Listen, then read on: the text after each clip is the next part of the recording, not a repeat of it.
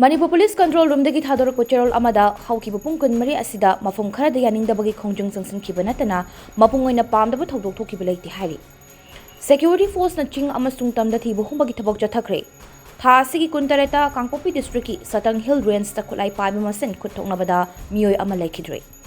National Highway 37 amadi National Highway 2 da lamdam asigi tangai fadaba nomada changtaba yadraba potlam puba gari chamaga marfudran pan amasung chamaga marfutaruk hariba lambi asida apanba yawdana pusilakhi makhata na poche pusilaknaba khudong thininga eba mafum kaya dasu security force na akanba section tharong lakhatki Manipur ki district pumna magda pamdaba thodok thoktana bagi damak punna checkpoint chamaga kuntra tarukta achat awu sing check tawbada jingnaba sing amasung tamda punna mioi chamaga Humbudra taret fagatuna wahang pang chathaki hairi